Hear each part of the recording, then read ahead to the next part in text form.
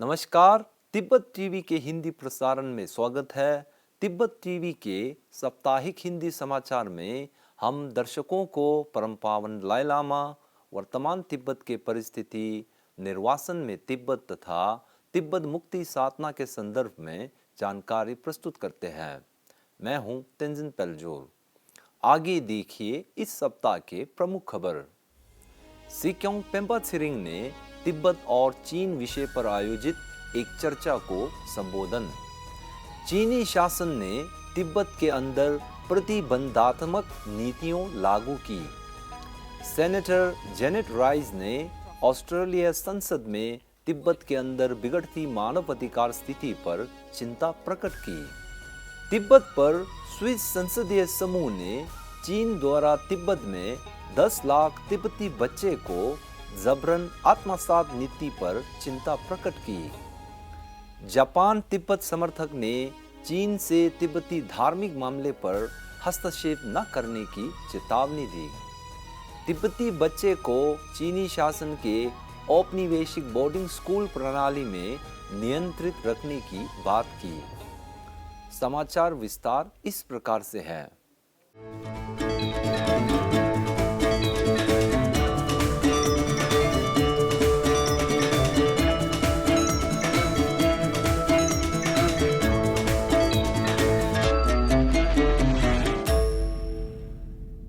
गत 11 फरवरी 2023 को सिक्योंग पेम्पा त्सिरिंग ने वाशिंगटन डीसी स्थित सामरिक और अंतर्राष्ट्रीय अध्ययन केंद्र द्वारा तिब्बत और चीन मुद्दे पर आयोजित एक चर्चा की अध्यक्षता की। इस अवसर पर उन्होंने तिब्बत मुद्दा, अंतर्राष्ट्रीय कानून के प्रति चीनी लोक गणराज्य की प्रतिबद्धता के लिए एक कड़ी परीक्षण विषय पर संबोधित किया था। बैठक में प्रसिद्ध चीनी विद्वानों, शोधकर्ता तथा पत्रकारों ने भाग लिया है। बैठक के बाद सिक्योंग ने चीनी विशेषज्ञों, लोकतंत्र समर्थक तथा छात्रों के साथ तिब्बत चीन की भविष्य नीति पर चर्चा की।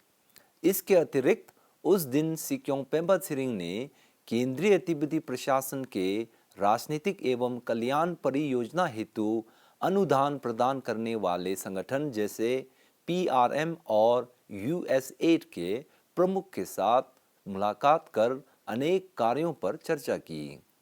साथ ही इस बार की अमेरिका यात्रा के दौरान सिक्योंग पेम्पा त्सिरिंग ने Denver, salt lake city, Portland तथा सियाटल में रह रहे तिब्बती समुदाय को 16वीं कशाक द्वारा तिब्बत मुद्दे के समाधान में हिमायत अभियान तथा तिब्बती लोगों की कल्याण हेतु अनेक पहल पर विस्तार से जानकारी दी। तिब्बती विद्यार्थियों की एक समूह की बैठक में उन्होंने वर्तमान तिब्बत की परिस्थिति, तिब्बत के इतिहास, भारत और तिब्बत के बीच ऐतिहासिक संबंध, अमेरिका और तिब्बत के बीच ऐतिहासिक संबंध तथा अमेरिका में तिब्बत पर बढ़ती राजनीतिक समर्थन के बारे में जानकारी साझा की है। अमेरिका की 2 सप्ताह यात्रा के बाद वह 14 से 17 फरवरी 2023 तक कनाडा का दौरा किया है। केंद्रीय तिब्बती प्रशासन को मिली विश्वसनीय सूत्र के अनुसार चीनी कम्युनिस्ट पार्टी ने तिब्बत के अंदर कठोर दमनकारी नीतियों लागू करना निरंतर जारी रखा है, जिसके कारण तिब्बती लोगों की अधिकारों तथा स्वतंत्रता का लगातार उल्लंघन और उनके साथ भेदभावपूर्ण व्यवहार किया जा रहा है। सूत्रों के अनुसार तथाकथित तिब्बत स्वैत क्षेत्र के कुछ शीर्ष प्रशासनिक पद को तिब्बती अवल छत्रों को दिया गया है, जबकि बाकी पर मुख्य रूप से चीनी अधिकारियों का कब्जा है। तिब्बतियों के लिए नौकरी नहीं मिलने के कारण शिकासे जैसे क्षेत्रों के 18 साल से ऊपर की अधिकांश तिब्बती स्नातक PLA में भर्ती होने पर मजबूर हो रहा है। इसके अलावा युवा तिब्बती छात्रों को ब्रेन वॉश करने के लिए स्कूल की शिक्षा को राजनीतिक प्रचार में बदल दिया गया है। बीते मंगलवार ऑस्ट्रेलिया संसद में विदेश मामले पर चल रही चर्चा के दौरान सेनेटर जेनेट राइस ने अपने भाषण में तिब्बत के अंदर बिगड़ती मानवाधिकार स्थिति तथा तिब्बतियों पर हो रहे अत्याचार पर चिंता प्रकट की। साथ ही उन्होंने ऑस्ट्रेलिया सरकार से तिब्बत तथा दुनिया के अन्य इलाकों में मानवाधिकार उत्पीड़न के बारे में बोलने तथा उसकी रक्षा में हस्तक्षेप करने की आग्रह किया है। अपने वक्तव्य में सेनेटर राइस ने कहा कि सन 1950 में चीनी कम्युनिस्ट शासन ने तिब्बत पर आक्रमण कर 1959 में तिब्बत पर अवैध रूप से कब्जा की थी, जिसके परिणाम स्वरूप परम पावन दलाई लामा जी ने निर्वासन में पलायन किया था। उन्होंने आगामी अप्रैल महीने में तिब्बत पर ऑस्ट्रेलिया संसदीय समूह के धर्मशाला यात्रा में भाग लेने की आश्वासन दिया है। I'm looking forward to joining other members of our all-party parliamentary group for Tibet in April, visiting Tibetans in exile in Dharamsala in India and having an audience with the Dalai Lama. And I wish to extend my sincere thanks to the Tibetan Information Office for extending this invitation to us. इसी प्रकार एक अन्य खबर में Australia Tibet कार्यालय और Australia Tibet council ने Australia के चल रहे संसद सत्र के दौरान संसद भवन में विदेश तथा रक्षा मामले के संयुक्त स्थायी समिति और मानवाधिकार के उप समिति के सदस्यों के साथ तिब्बत पर हिमायत अभियान चलाया था। गत 16 फरवरी 2023 को तिब्बत पर स्विस संसदीय समूह ने चीनी शासन द्वारा तिब्बत के अंदर तिब्बती बच्चे को जबरन आत्मसात करने और अपने परिवार से अलग किए जाने की संयुक्त राष्ट्र विशेषज्ञों की रिपोर्ट पर चिंता जताई है। इस बयान को संसदीय समर्थक समूह के उप अध्यक्षों एंड्रयूस, निक गुगेर, फैबियन मोलिना, निकोलस वेल्टर तथा राज्य परिषद की उप अध्यक्ष माया ग्राफ ने संयुक्त रूप से दिया था। बयान में संसदीय समूह ने बाल विहार आयु के तिब्बती बच्चे को जबरन चीनी शोली की बोर्डिंग स्कूल प्रणाली में भर्ती किए जाने पर चिंता प्रकट की।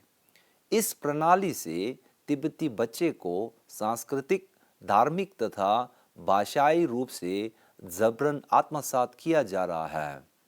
इस बयान का स्वागत करते हुए तिब्बत कार्यालय के प्रतिनिधि ठिनले छुकी ने संसदीय समूह द्वारा तिब्बत मुद्दे पर निरंतर समर्थन देने के लिए आभार प्रकट की।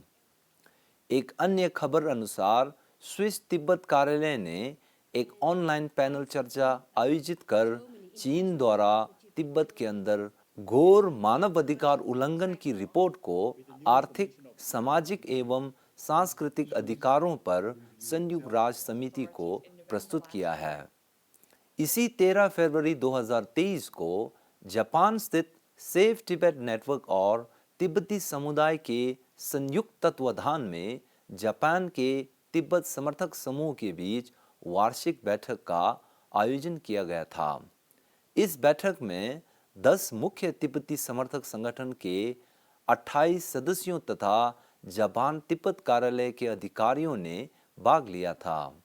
बैठक के दौरान तिब्बत समर्थक समूह ने 5 प्रस्ताव पारित कर चीन से तिब्बती धार्मिक मामले विशेष रूप से परम पावन दलाई लामा जी के पुनर्जन्म मामले में हस्तक्षेप न करने की चेतावनी दी है। 14 फरवरी 2023 को जागोरी रूरल चैरिटेबल ट्रस्ट ने धर्मशाला राज्य महाविद्यालय में संगीत समारोह 1 बिलियन राइजिंग की एक कार्यक्रम का आयोजन किया था। 1 बिलियन राइजिंग महिलाओं के खिलाफ हिंसा को खत्म करने के लिए एक वैश्विक अभियान है जिसको ईव एंसलर ने स्थापना की थी। इस समारोह के मुख्य अतिथि केंद्रीय तिब्बती प्रशासन के कालुन ग्यारी डोल्मा ने जागोरी रूरल चैरिटेबल ट्रस्ट द्वारा समाज के विकास तथा प्रगति के प्रति सकारात्मक योगदान की प्रशंसा की है। साथ ही उन्होंने वर्तमान तिब्बत के अंदर गंभीर स्थिति पर प्रकाश डाला है।